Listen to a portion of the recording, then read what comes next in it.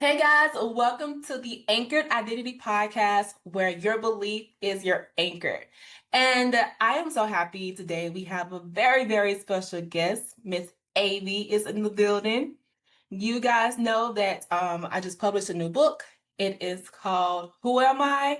And it's crossed out because we're no longer asking us. We're not asking ourselves that common question of who am I? We're asking, who does God say that I am, right?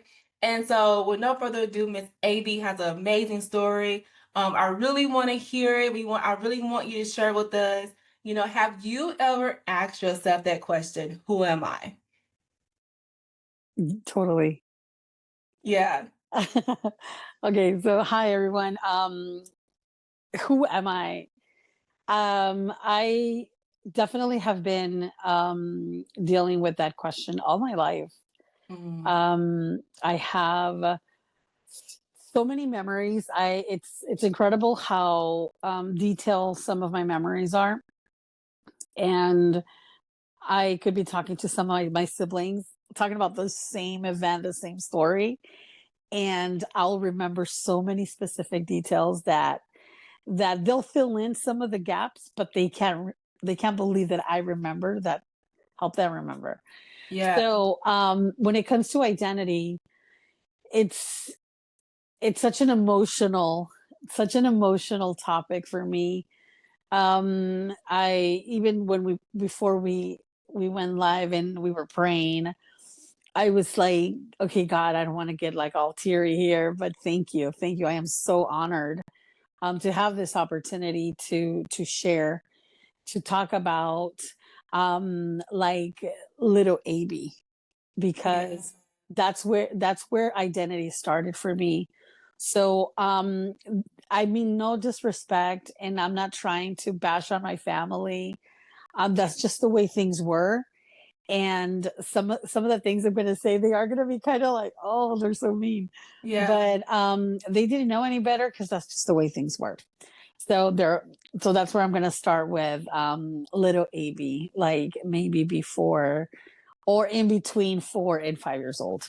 Mm, So when I was little, my I would live with my grandparents and all of my mom's siblings that were still at the house. And I come from a family where everybody's white, like light skin. Some of them are green eyes or blue eyes, and I am the only brown skin, super like scorched, dark person in the really? family. Yes. So as I got older, I got lighter. But I grew up in Mexicali, in a place that is super, super hot. And guess what? I love to bathe in the sun. Yeah. So for me, playing outside, feeling the heat, like I remember just loving it, just loving playing in the dirt and the mud. Where Mud pies. yeah, where we grew up, we were at the very edge of the city dump. Like the city dump was my backyard. Mm, So I used to love to go like trash picking. It was like scavenger hunting for us. It was like so much fun.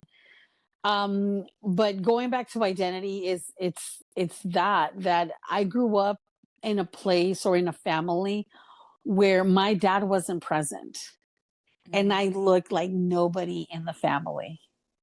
I looked more like the native kids that came from southern Mexico, that were our neighbors. And my uncles, they used to tease me, and they would say that they were my family. mm-hmm. And so a lot of, I remember even in that age, like feeling the rejection, feeling the separation of I'm not like them, they're not like me, like they don't want me. Mm, Um, I think that's why I loved being outside so much. I don't know if it was me wanting to be outside in the heat all the time, or I was just asked to get out of the house and just be out of the house. mm, I know we were very messy. growing up, they used to say that I was so traviesa, and traviesa meant mischievous. Like I was extremely mischievous and very active, and so I was always like creatively causing trouble. So Creatively. Creatively causing trouble. Okay. yes, because I used to, I mean, like I remember being 5 years old, being in the roof or in the little attic, in the gap between the ceiling, the inside and the outside ceiling, just doing so many travesuras, so many mischievous things. And and back then I remember my mom, um she had to move to the US. She was in the university and she was working in a like a manufacturing company, and then she moved to the US Mm-hmm. because her dream was to give us a Yeah. better life for herself, better life for us. And I so we were left behind, meaning me and my brother. And my brother was so cute. Like he was like this super white skin, dirty blonde little kid that he was skinny. Like he was like so cute. And for me, I had like this always full of dirt hair because I was just always out and about. And I didn't like to shower. So so there was like a big, big difference in how we Yeah. looked. And I remember crying a lot, wondering, where's my dad and where's my mom? And I remember almost like, it's so weird, but I remember almost like a dog, you know, like when a dog is longing for their master, that they just go, oh. I Mm-hmm. remember every time I would get spanked, I would start crying and saying, oh, quiero mi mama. Like, I want my mom. I want my dad. And just always feeling like I'm at home, but this is not my home. So who were you staying with during this time? At my grandparents' house. Mm-hmm. I it was I got a lot of bullying by my teenage uncles. They would call me black, they would call me tar, they would call me like ugly, disgusting, get out of here, we don't want to see you. So it was just uh, it, at the time I don't think I it hurt as much as it hurts now when I speak about it, Mm-hmm. because it's like, dude, like those are harsh words. Yeah. Um Especially for a 5-year-old, 4 and 5-year-old. Yeah. so but back then I would just be like, you know, like just mad. And I know that I would do things to get back at them. Like I would take their stuff when they were looking, or just to do things to get back at them for being mean to me, Yeah. because that's how I took it back then, like they were being mean. And my grandfather, he also made like a distinct difference, that how much of like how I look like my dad and not not like the family. And oh, I used to make him so mad with all my creative things that I would do, that he would be like, oh, I wish you would just disappear, I would you just leave. So, and those did hurt back then. But I always felt like who am I? Like, why am I here? Why Yeah. aren't with my dad? Why I think I was 7 the first time I questioned um my dad. Like I was okay that he didn't love my mom, but why didn't he love me? Mm. Like if he had to leave, why didn't he take me? So I was dealing with that abandonment, but at the time, um it felt more like I'm not where I'm supposed to be.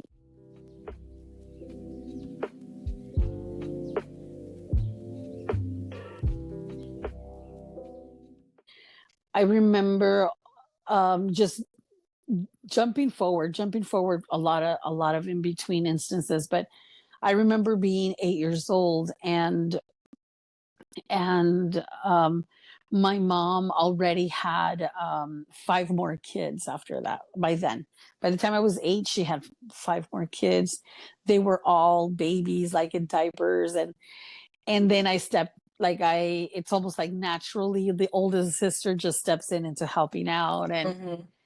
and and now thinking that that is my role. My role in life is to help my mom, to like take care of my siblings. And there was this summer where my mom brought us to the US, then we went back to Mexico, and I remember being saved for the first time, like having like that. There was like this evangelist kids, this blonde American kids that went and invited other kids to the activities that the evangelist had put together. Mm. And from all the kids from where we lived, I was the only one that spoke English, because mind you, by then I had already lived in the US, gone to school. So I was the only one they could speak to. And we would play a lot while the parents were preaching and doing all the activities. Mhm. And and I remember the little girl asking me, "Hey, have you been saved yet?" And I'm like, "What is that?" "Oh, well, it's when you belong to Jesus." And I'm like, "I don't know." And she's like, "Wait, let me pray for you." And and I remember that like that day so vividly, because she started praying for me, and she said, I remember her saying, like, "Father God, I pray for my friend. She doesn't know you, but she's your daughter, and come into her heart so she can be your daughter too." And I remember my eyes getting like very like teary, and then I took off running. All I wanted, I felt so free and so Mhm. like this energy, just like that. I took off running. I just took off running. And I remember thinking, okay, I like, what is this? I'm of God's. Mhm. And I was 8 when that happened. And then the next day that I went back, the evangelist had already left. So I guess they were just there for the weekend. But that was a very interesting experience, because after that, I think that's when I started talking to God as if I understood that He exists. Yeah. It's almost like before all the prayers that I was taught, there were just things that we did. But after that experience, I started talking to Him like He exists. But it was praying for my siblings' well-being, and also asking Him questions like, why Mhm. do I feel this way? Why do I look different? Why wasn't I born US citizen? Why I wasn't blonde? Why I wasn't skinny? um why uh, all these whys that I had. But I don't think it's now that I look back, I don't think it was normal for an 8-year old to have so many whys Why? in terms of her identity, Okay. you know, because those were the things that I was questioning. Yeah. Um, mm, it never crossed my mind that my mom didn't love me, but it crossed my mind a lot if I was even her daughter. Like, I used to wonder if I was adopted. Um, I used to wonder, like, I don't even look like her. I don't look like nobody, and they don't even want me. Like, they're always yelling. I don't get to play. I don't get to do this. I'm always just doing stuff. And I would do so many travesuras, By the end of this chat, you guys will know some Spanish words. How you say it again? Travesuras. Travesuras? Yes. Travesuras. Yes. And so now I'm 9 years old.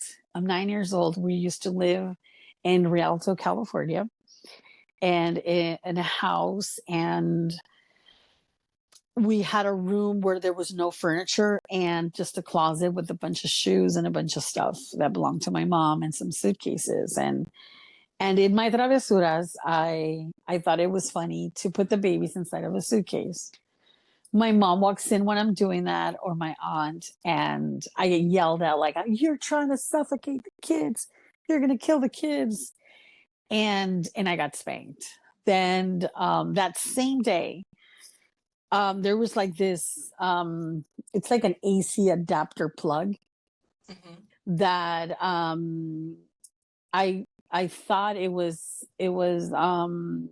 like I started playing, and I think I was gonna put it in one of the baby's mouth when my aunt walks in, and she's like, "Oh, you're now you want to electrocute the kids." And my aunt was so nervous, just yelling, saying how I'm out of control and I'm out to do things, and she can't handle it anymore. My mom Mm. came in, and then I got hit again. Then that same day, I remember I was put in the closet, and my mom told me, "Don't you dare be doing more things in the closet. Like, don't you be like hanging from the closet or doing things." And she said, "If you do that, like I'm gonna kill you." Like I remember she did that, and like her face just went like that, and she left. And sure enough, like I'm just sitting there, shoes on the floor. There's like a pole. I start hanging like if I'm a monkey. So I remember just playing, I'm a monkey, and then just switching. And the wood pole, when I was holding on to it, like holding on like this, it turned, Mm. and it caused me to fall. Like wasn't expecting that. And when I landed with my hand like this. Oh no. And I thought I broke my hand. I was crying so much, and this is gonna give me a little emotional. Because I remember thinking I wasn't afraid of I broke my hand. I was afraid that my mom was gonna find out that I hurt myself Mm. doing what she told me not to do. Mm. And and at that age, at 9, I that's the first time I thought about like killing myself. But I went to the kitchen, I grabbed a knife, and I started talking to God. And I started telling God that I loved my mom very much, and I just didn't want to make her mad. And Mm. just crying, my stepdad comes in, and he's like, "Muchacha, what are you doing?" And I'm like, "Well, it's because my mom said this." Then and he's like, "No, muchacha." And then he's like, "I'm gonna take care of you." He's like, "But don't tell her what happened." And I'm like, "Okay." So he banded my hand, and so that's just to give you a scope of like all the things that could happen in one day. It was one thing after another. I was always up to doing something. Yeah. Like I don't my mind up to this day, it doesn't rest. Like I'm always thinking something. And so that was just like one of the days, So you what you know, just explained as far as your aunt and then your mom and then your stepdad, all that happened in one day? all that happened in one day. Okay. And there was many other days like that one. So because there was always something happening that, oh, she's doing it again, or oh, she's doing this. Like I always wondered if I belonged. Mm. Like I wondered if there was ever an adult that could put up with me, Mm. an adult that was willing to put up with me.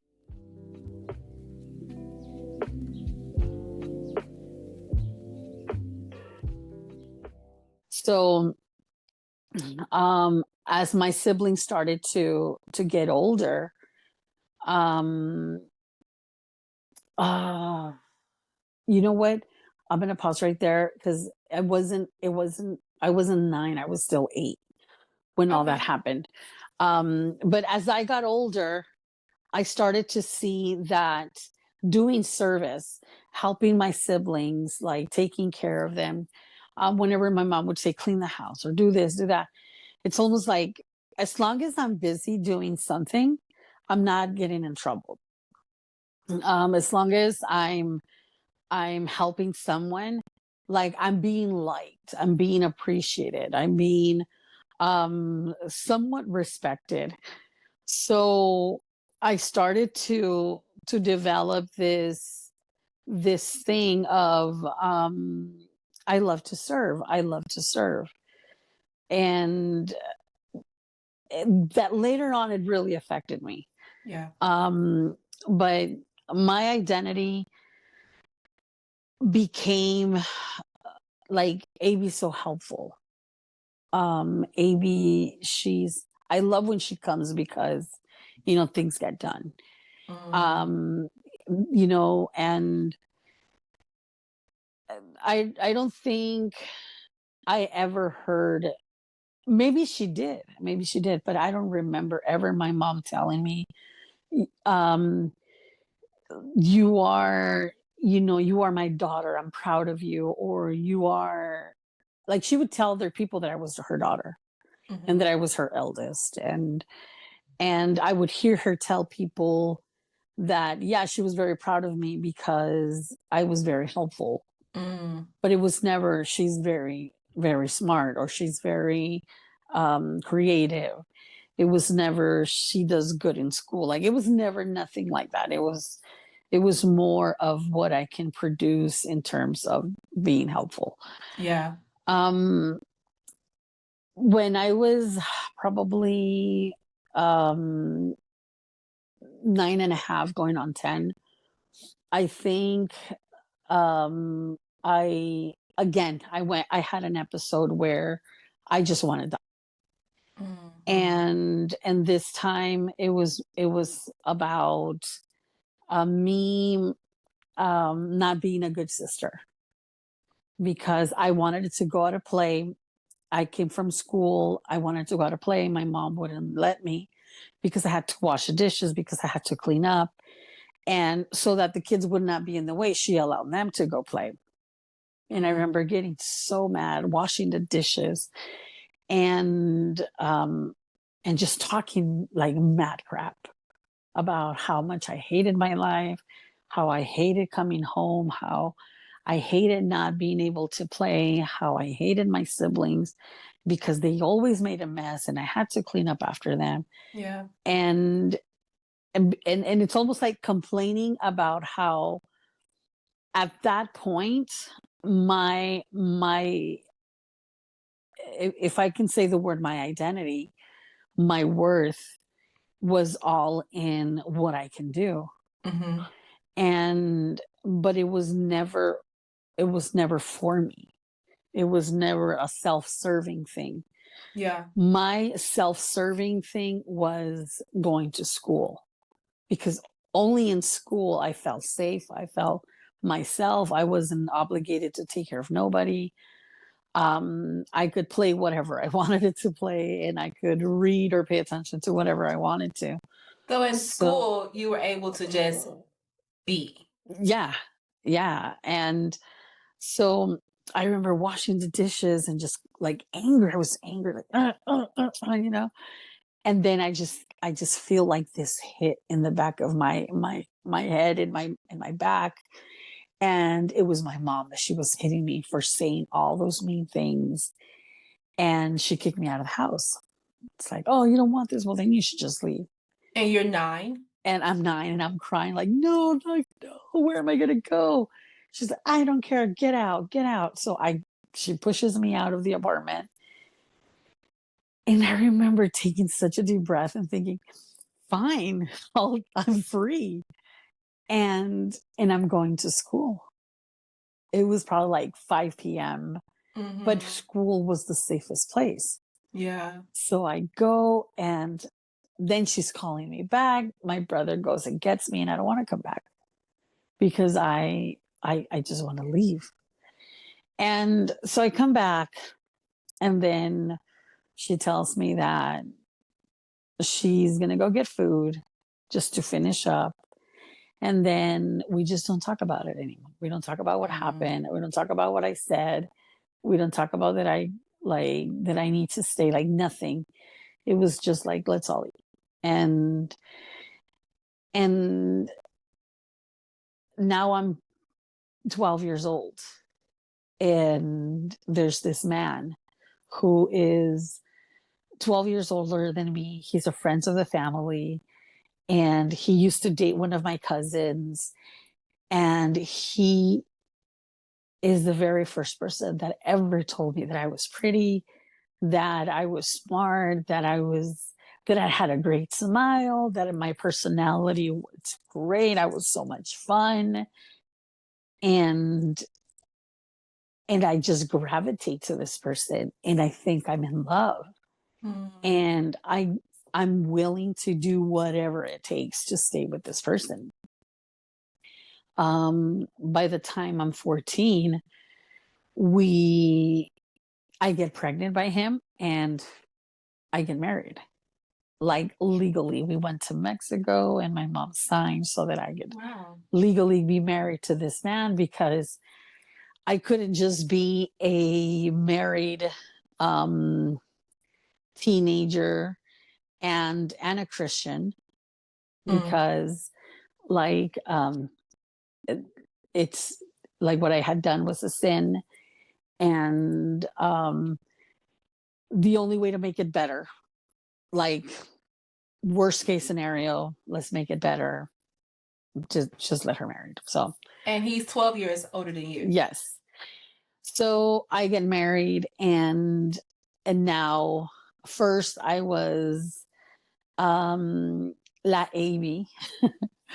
Like la Eibby is kind of like saying the Eibby that used to help mom with all the kids. And I'm married now, and I belong to my husband. I belong to this person that Mm. now it's my legal guardian.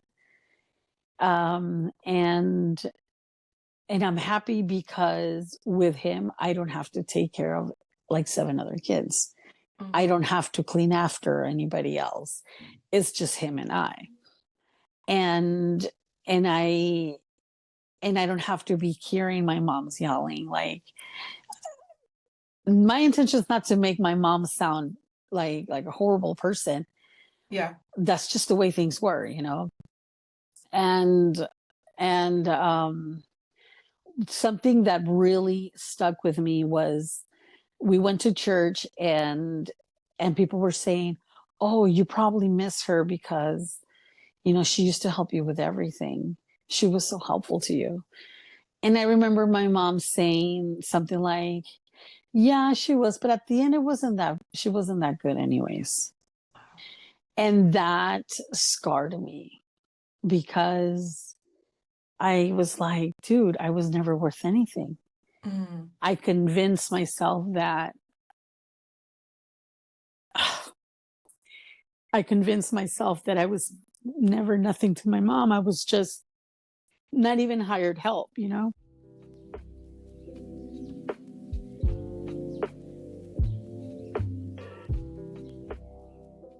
So I'm better off. I'm better off, like, in this marriage with this person. And, but I was wrong, because, see, that's so crazy, but I'm going to say it because it's part of the story. Um, I used to fight with him a lot because I wanted it to have control. And I was maybe like 3 months pregnant the first time that he slapped me. And I was like 8 the second time that he did. We were in a car, and I was just like bickering and just being annoying about something. He just turned around and boom, he hit me.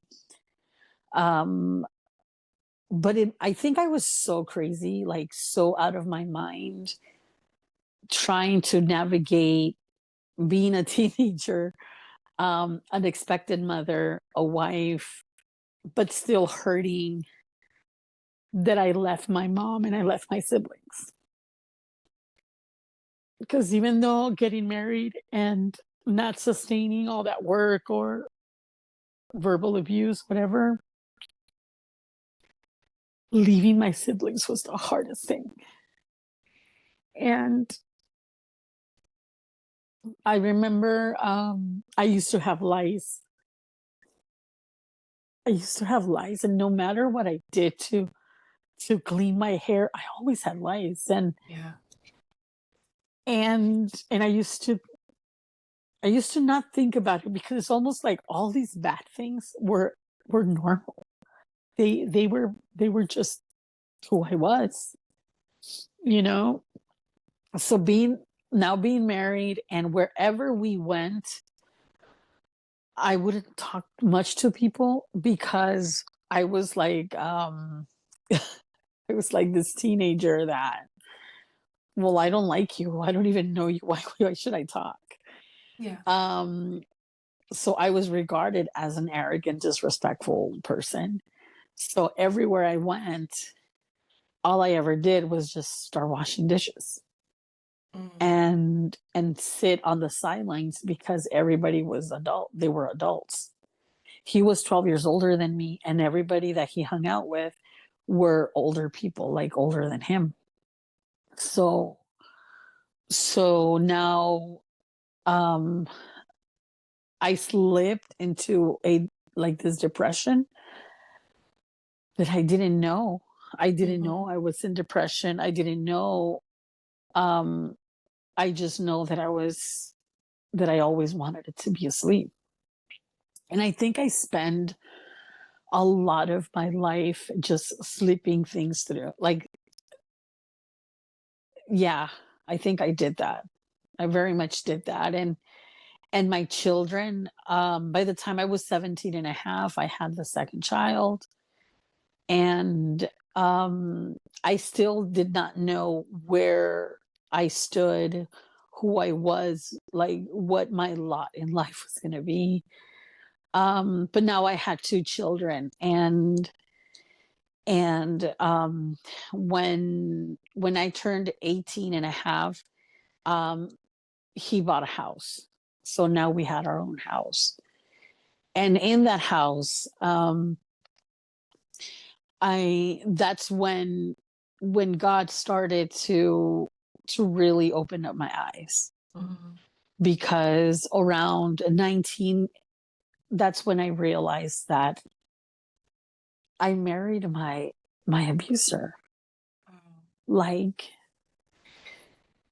he's 12 years older than me. I was only 14.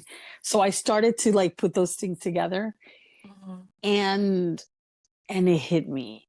It hit me like I was crying every single day and just thinking about how like I married my molester, and I have two children and I'm stuck, and I don't believe in divorce. My mom would never accept me back if she knew that I just left him, and like I was undocumented. So now I'm stuck with him. I'm stuck because he has been my legal guardian. He's my provider, and he's the father of my children, and I'm undocumented. And how am I going to work to support the kids? Like I can't even, I don't even qualify for an ID. Mm. Like that's how close, or like that's how short my ceiling was. Like I couldn't look past nothing. Yeah. And I told my family that I wanted it to leave him. um the support that I got was, well, you're already married. Like he's the father of your children. Like you don't even have documents. Like what are you going to do? Like if you leave, go where? So So I stayed because I convinced myself that if I was going to put up with someone, might as well be the father of my children. So mm, I was like, God, if you're really there, Mm. um, I want to get out of this. Prove to me that you really exist. And that's how, like, God really started steering things up, because I was able to experience God in a way that there was no doubt in my mind that he existed. Turns out that the church that I finally started going to and fellowshipping, the pastor's wife, she was also from Mexicali, from where I was born. And turns out that her family, one of her sisters was dating one of my mom's brothers when they were teenagers. Mm. So 30 years back, before I was born, they were a family that were praying for my family's salvation. Wow. So to be in a church where now my spiritual leader, my spiritual guide, is this person that knows my family way back then, like only God could do Mhm. something like that. Like it couldn't be a coincidence that now we're in the United States and we just so happen to be there. Yeah. And that's when I really started, like, okay, um, like, he cares for me. He guides me. He protects me. He has always been there. And I start believing, Mhm. I start believing that I am worth it, that I am someone that he truly knows by name. And moving forward, I'm 24. Um, we separate. Um, my husband at the time, we separate, and I dare to believe God that He's going to make a way. So many things happened, Brianna. So many things happened that I cannot believe that those things happened, Yeah. but I know they're truth because I lived it. And by the time a full circle happens, where I'm 28 and I'm in San Diego, trying to get back with my husband Mm. because I didn't believe in divorce. So even though when I was 24 we separated, I never divorced him. Mhm. And I believe that God could restore our family and he could restore um our marriage, because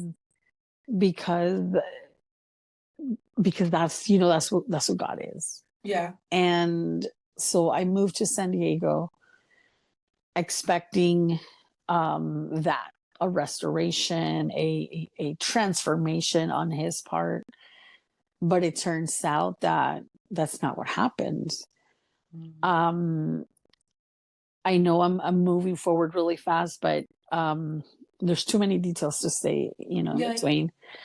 When I'm 20, I'm 28 now, and I moved to San Diego because the kids wanted it to be close to their dad. And remember, my dad wasn't around, so I wanted it to do everything that was in my part for them not to grow up the way I did, Yeah. wondering where dad is. And so I moved to San Diego believing that that's what I need to do. And once we're in San Diego, I find out that it's true, that the reason why we separated, it was true, that he was with someone else. He had children with that person. And he lied all along.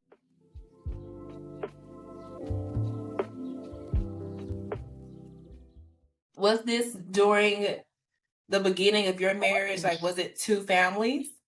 No, towards the end. So by the time I was 24, We separated because the rumor was that he was molesting a 13-year-old girl Okay. who happened to be his goddaughter. Mm. And that was such a dirty, um, like, um, such a nasty rumor.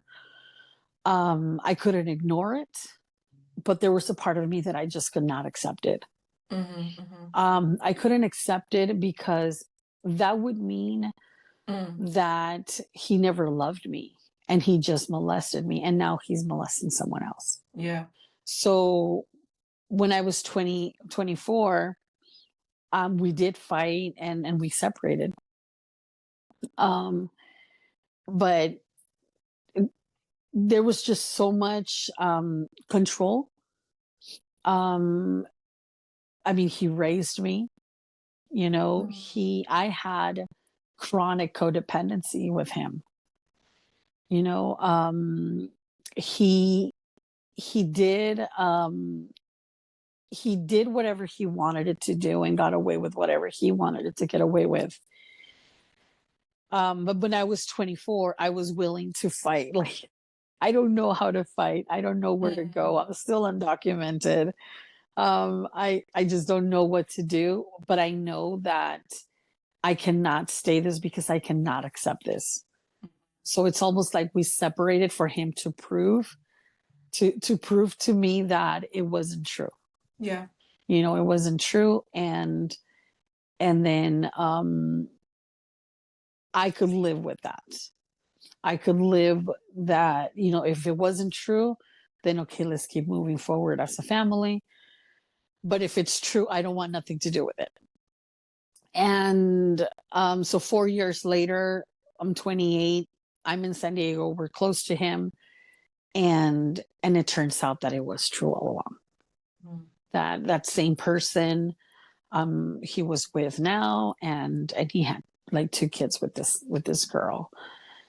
Um, I remember, Brianna, that I was when I found out that truth, it broke me in a way that I stopped talking for 2 weeks. Mhm. I wouldn't talk to my mom or talk to my kids.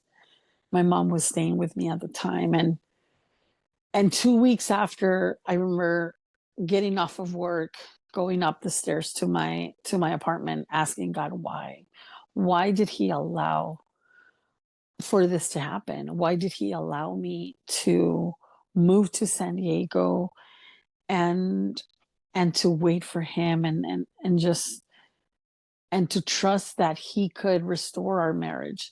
Like, Mm. why did He allow me to go through that? And I vividly remember hearing a male voice in my head telling me, because you wouldn't have accepted it any other way. Mm. And I was like, what? And I remember pausing, and that those words resonated. So I know it wasn't my own conscience or my own self speaking to myself, because I know my own voice in my own head, right? Mhm. It was like this male voice that was so gentle that said, because you wouldn't have accepted it any other way. And I remember looking up and just I started crying, and I told him, you're right, because I loved him, because I believed him, because I was so codependent with him. I would have believed whatever he said. Yeah.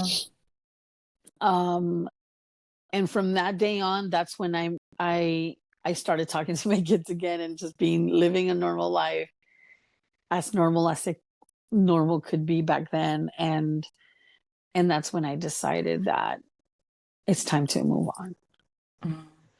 Um, I by then I'm connected with um, Turning the Heart Center. Mm. By then I'm connected with. I was still not connected with the church. I was just connected with the center.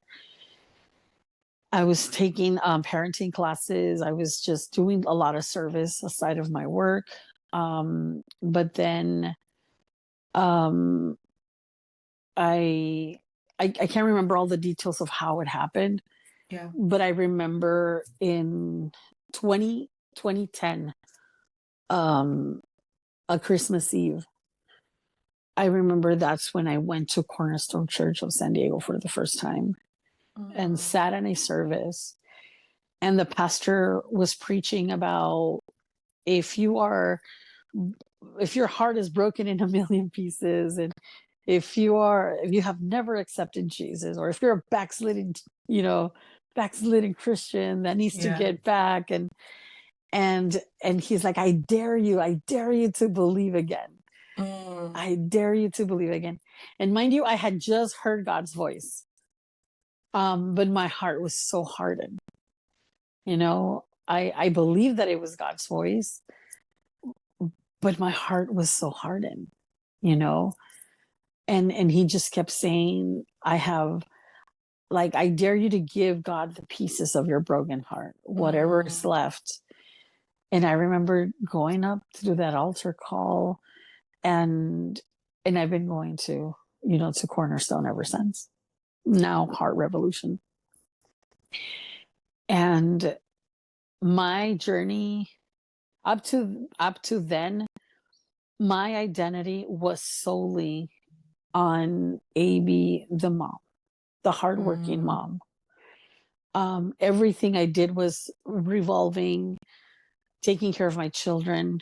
I finally divorced. That I actually signed the documents when I am 30, 35, I think. 33, between 33 or 35. I can't, either one. Yeah. Finally, took that step where I legally divorced. I would never date because everything, I could not distract myself, from taking care of these teenage kids. And I was so afraid, Breanna, that if I introduce a man into my home, I could be opening the door to another abuser. And I didn't want to risk my kids that. Mm-hmm. So I was just so full of fear, so full of uncertainties, like uh, so many limitations, so insecure, that all I had was the certainty, the certainty that God exists, Mm. that he would make a way. I had the certainty that he was going to make a way, and I was going to be okay no matter what. Like, that's all I had. And I remember thinking, God, if I die young, allow me to live enough to where my son and my daughter, I teach them about you and they can fend for themselves. Mm. And if you allow me to live past 35, then that's going to be extra, you know? Um, so going back to the topic of identity, I knew I was God's daughter.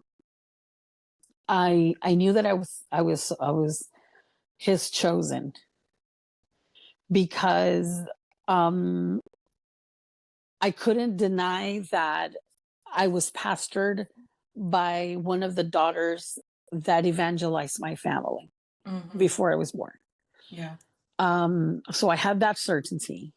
Then I had that I heard God's voice, telling me that he didn't say these words, but they mean that I was stubborn, Mm. because I wouldn't have it any other way, but that also told me that I was faithful and that I was loyal.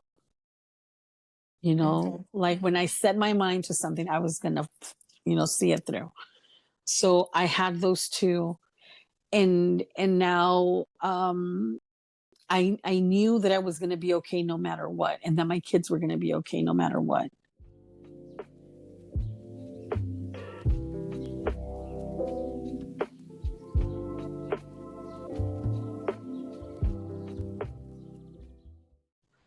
The time did come where I was fully legalized. I got my work permit. I got my residency. I got my citizenship.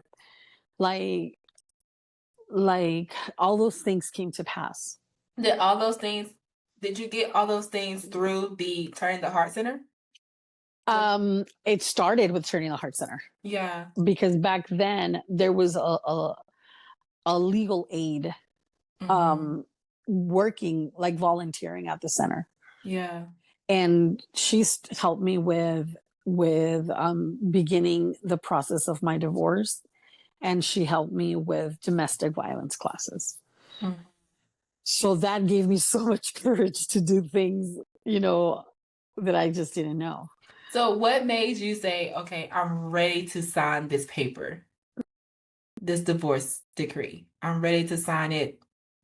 This is it. um okay, so I was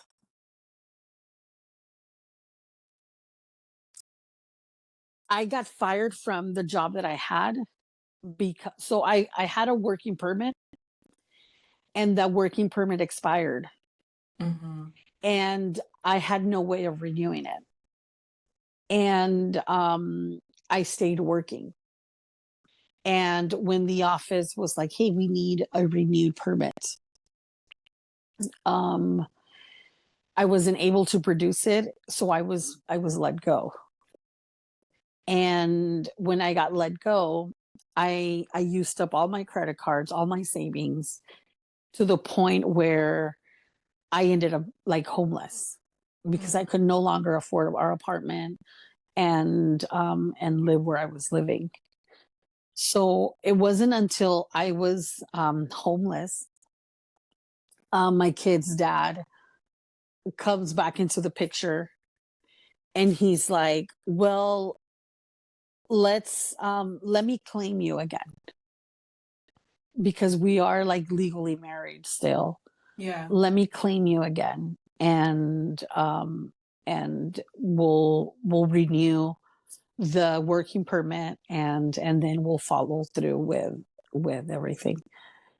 So by then, Brianna, 3 times prior to that conversation, or 3 times prior to being homeless, he had already submitted a petition to legalize me, because we were married.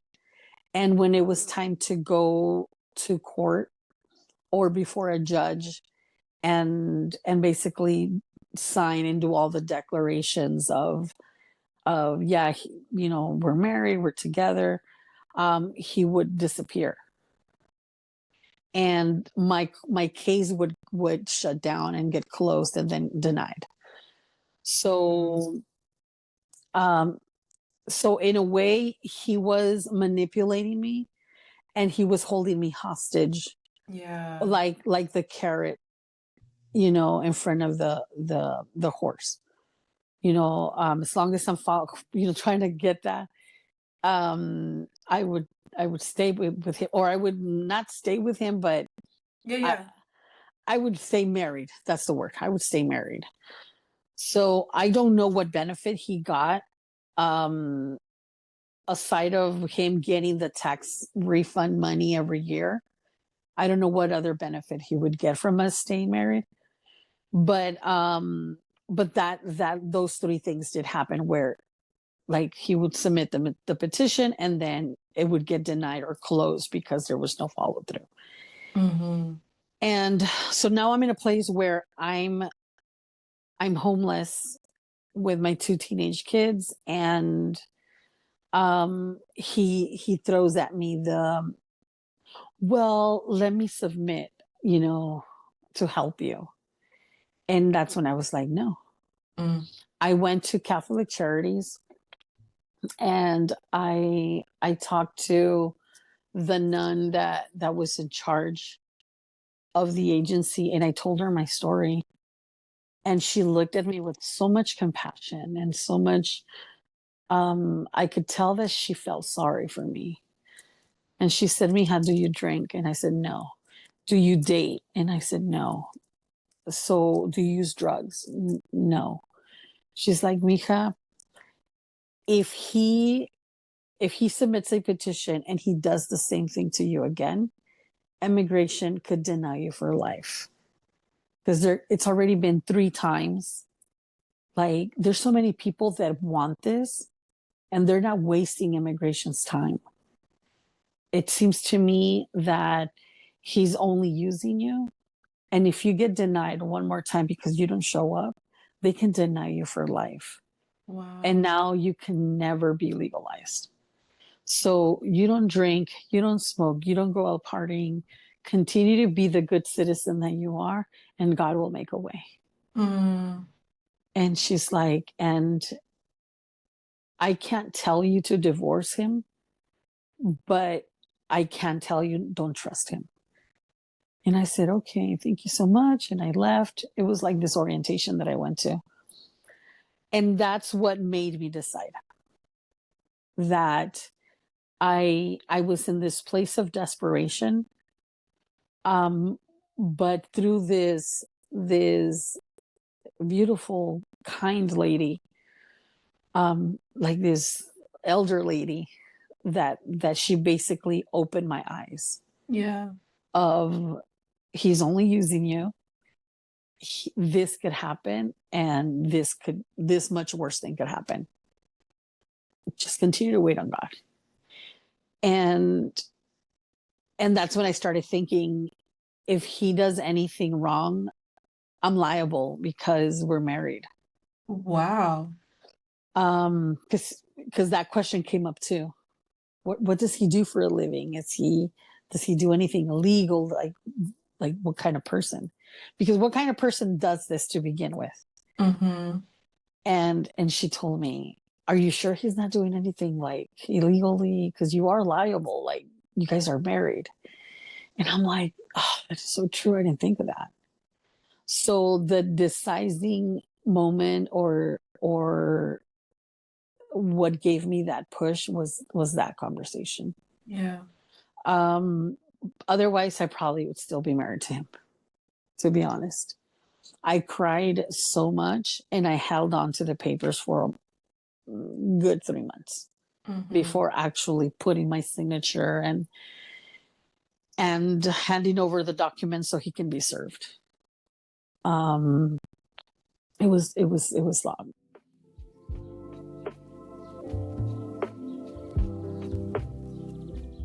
In this journey where I'm finally divorced, where I'm finally in a place where I'm not hiding, because through my daughter, when she became old enough, she submitted the petition, and I was able to be legalized, Mm. and get my residency and all those things.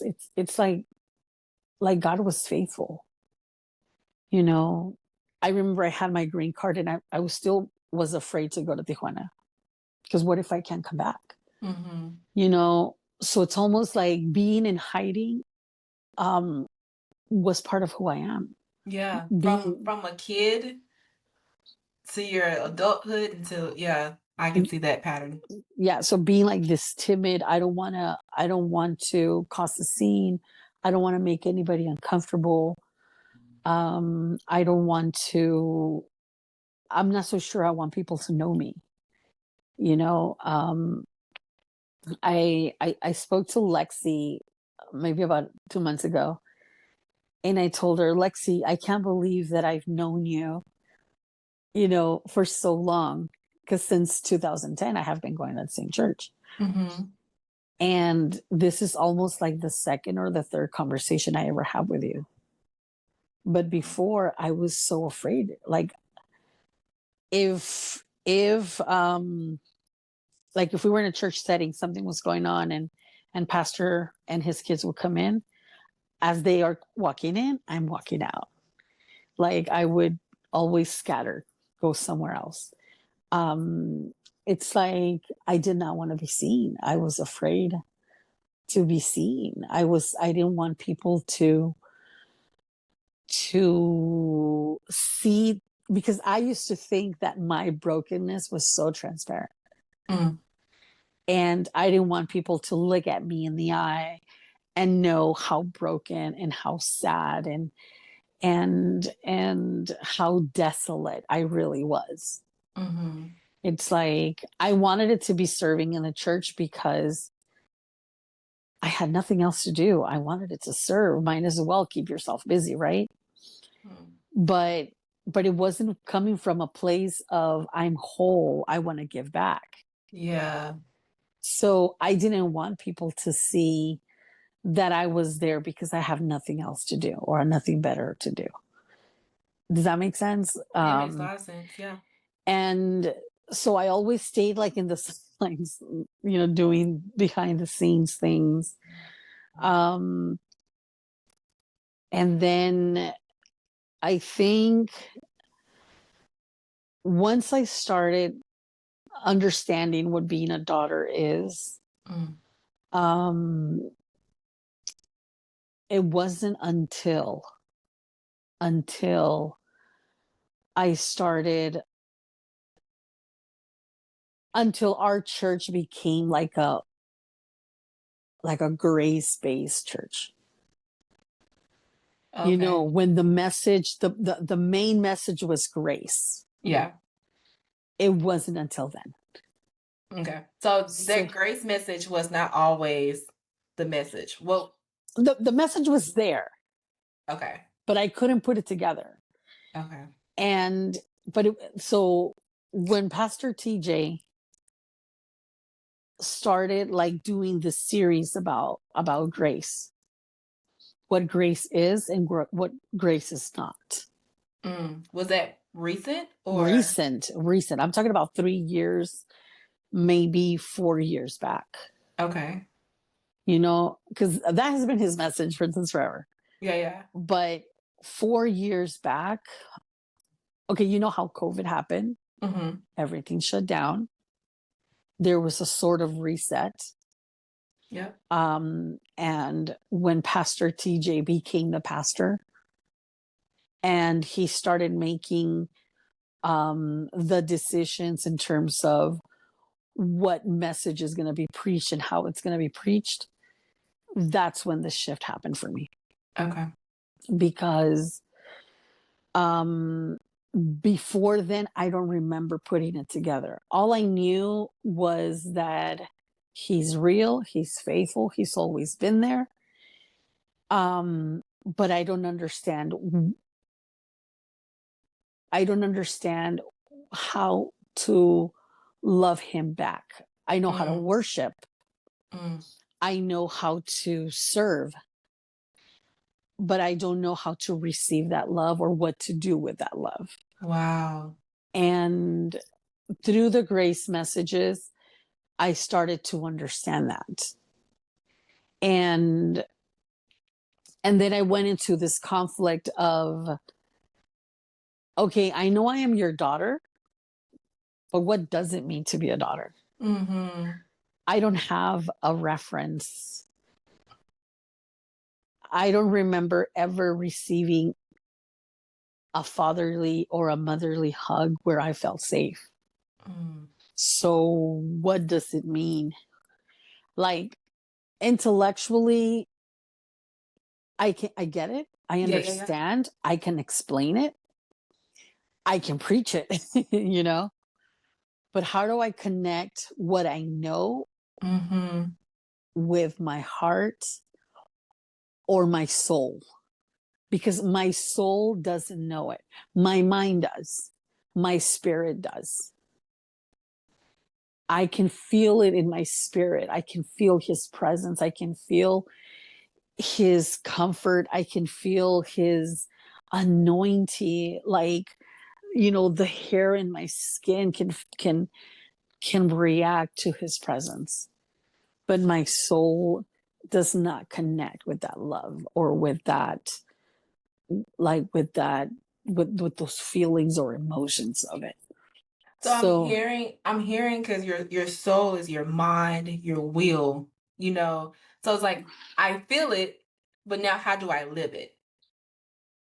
um I think let me rephrase it, because when I think about my soul, yeah, it's my mind, my will, and it's all my emotions, like all the way I feel and process things. So my mind gets it. Mm-hmm. I'm willing.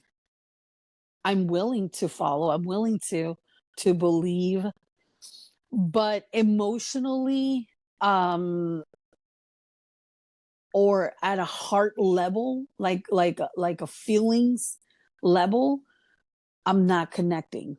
There's a Okay. disconnection there. There's a void there. Yeah. Um, because my will, it's like I believe, I have the faith, and and and and I will pursue you, Mm-hmm. because I know you're real, and I know that I can trust that, even if the outcome is not what I want, it will be the best one. I trust you, God.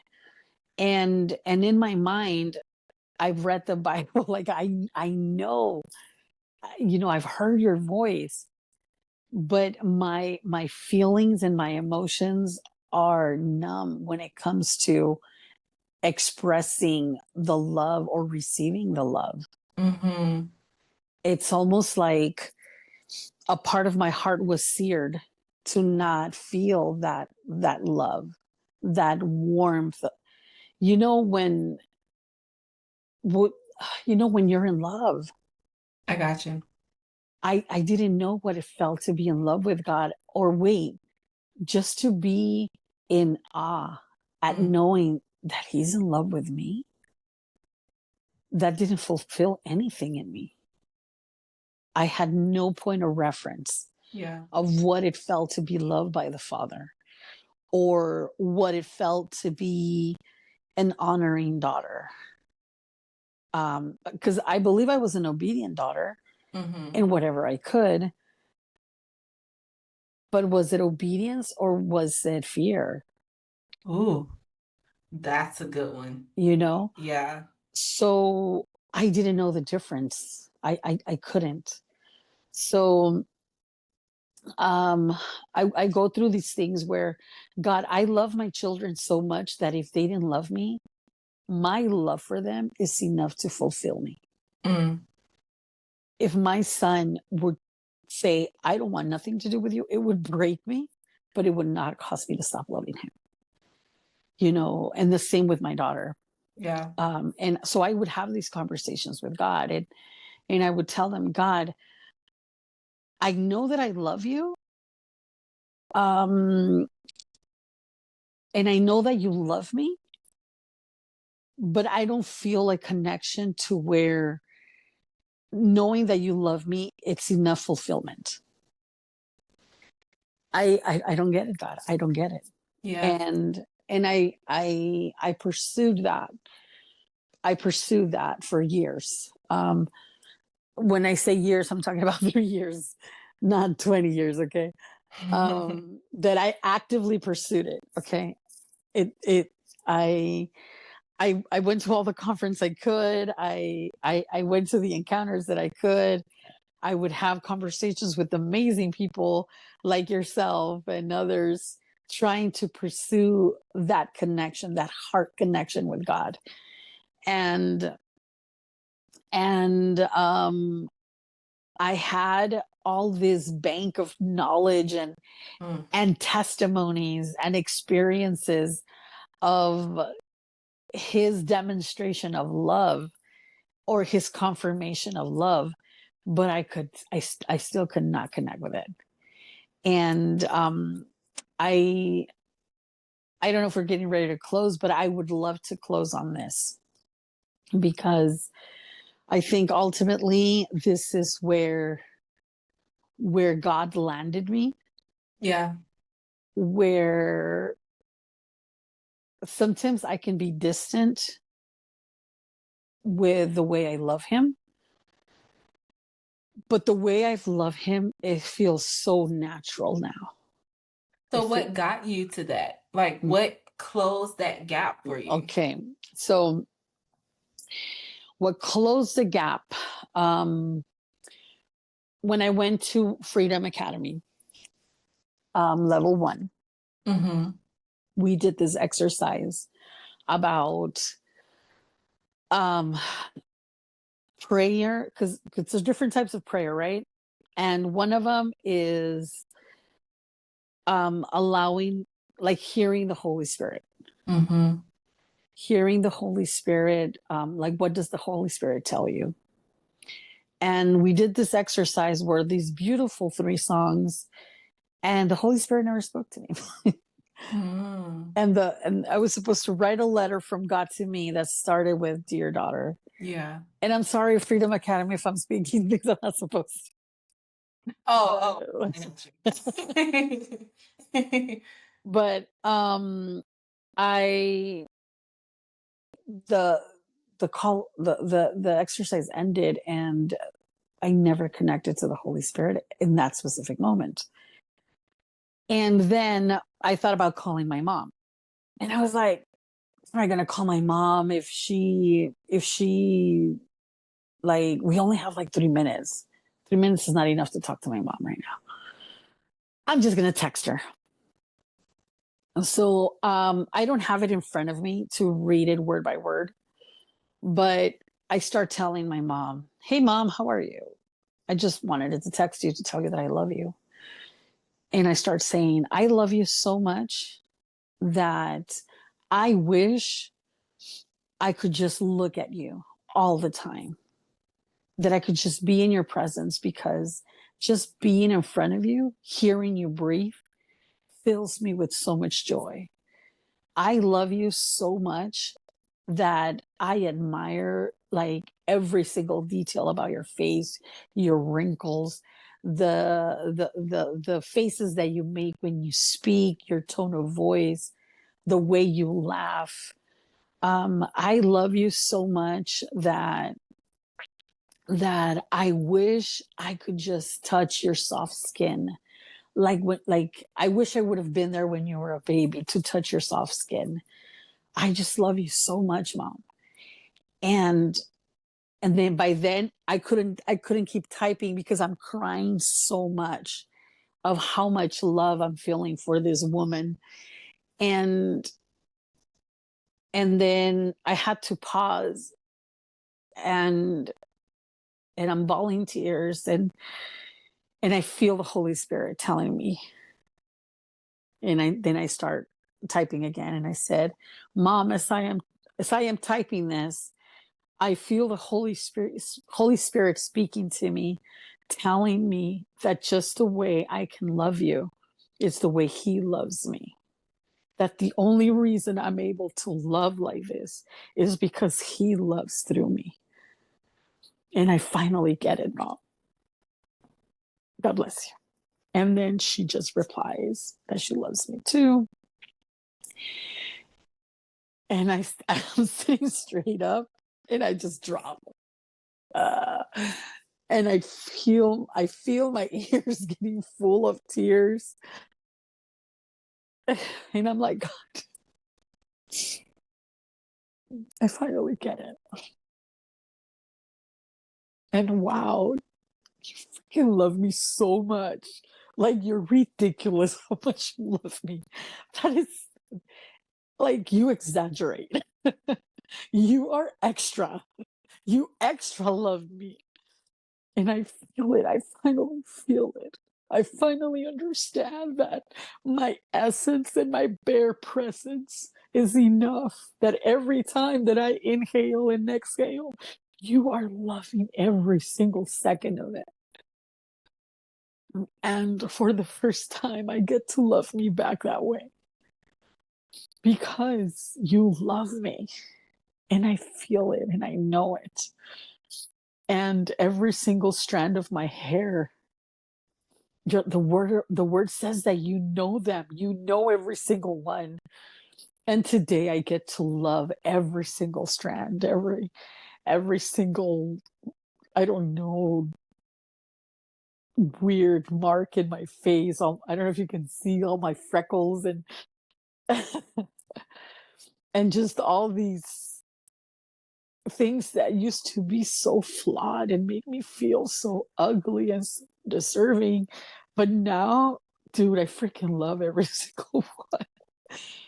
I love how my eyebrows are not identically the same. um, you know, I have an issue where I'm dealing with obesity. And even in that, Brianna, even in that, I don't hate my obesity. If anything, I tell God, help me restore my body to health. It's no longer, oh, help me get rid of this disgusting weight. Because that's the way I used to view it. So that love experience really changed everything. Really changed everything. Um,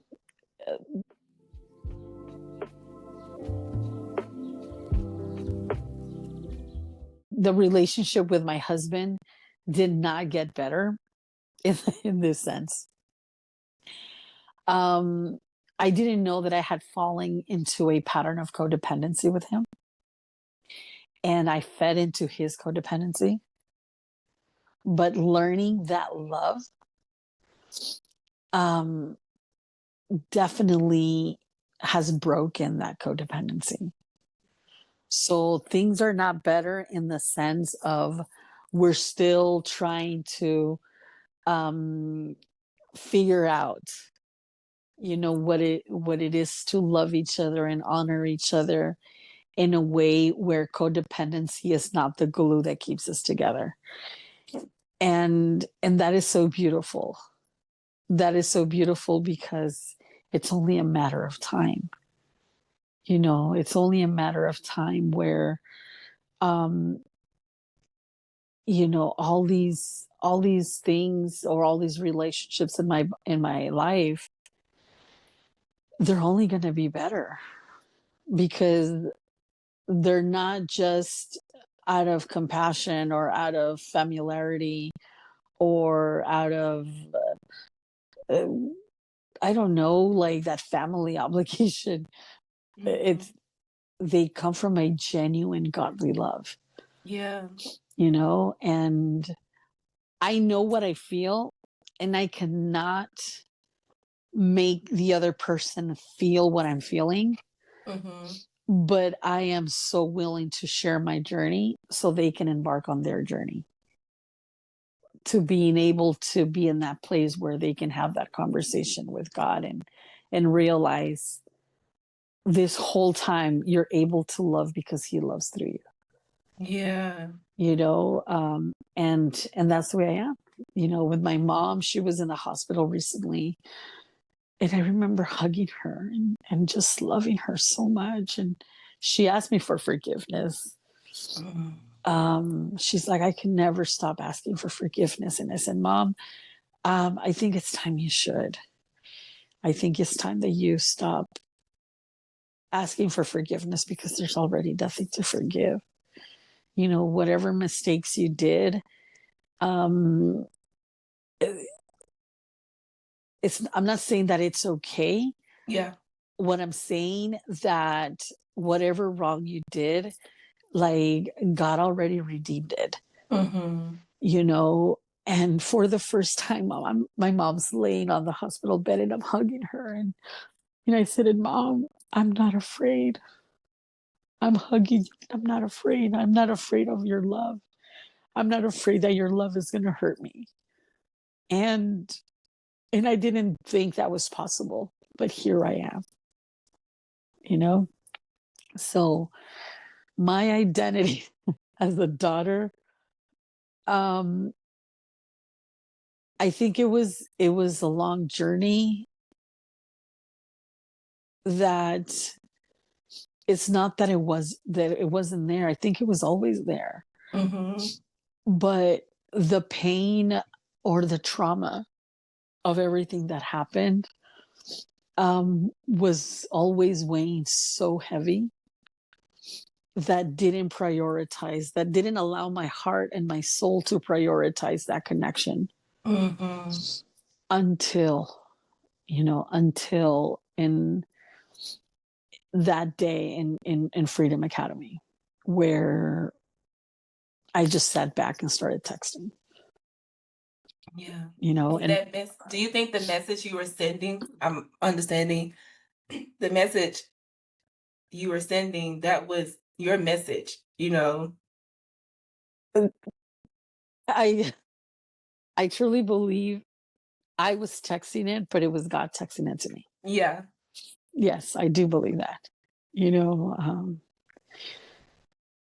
and it's just so amazing because that part where it says, just your presence Mhm. as you inhale and exhale. Like I love every single part. Um, I used to wonder if my mom ever loved me, if she ever saw me as a baby and thought, man, what a beautiful baby. Like I love how she smells. I I can't live without this baby, you know? I used to wonder if she ever had that moment with me. Because I know I had it with my son and my daughter, Mhm. where like when my daughter was born, her nickname was Pretty Pretty because she was so pretty. I had to say it twice, you know. I got that from a movie somewhere, and and I wonder, but when I wrote that to her, um, it did feel like God telling me, like from the moment I was born, I took my first breath, like he was in awe already, loving me so much. Mm. Yeah. Thank you so much for sharing Thank you. this. I mean, I love you. I know you were my friend. We sat next to each other during Freedom Academy, We did. and it was probably 2, 3 boxes of tissue, like in between us. Um, so that experience with you has Yeah. definitely changed my life. We've Yeah. had conversations. I've seen you grow. Like I said earlier, I've seen the light just get brighter Just and pop, brighter right? and brighter. It's like, who is this Eibby? Oh my God. Now you're just walking in. You were always a kind and sweet person, but now you're like walking in your identity and who you are. And you've told me your testimony recently. And like he's like, I'm going back to Freedom Academy 2, and I'm going Yeah. to 3, and I'm going to 4. And I just know you're already doing it. But there are so many people that you're going to touch and bless, and you are a beacon of light. They're gonna come, they're gonna listen, and you're going to feed so many people with this testimony and just who you are becoming, because you know that you are a daughter and you're now able to be a daughter. Yes. Yes. And that's definitely it. It's like, so let's count a little bit the years. So 2010 to 2024, that's 14 years, right? Mm-hmm.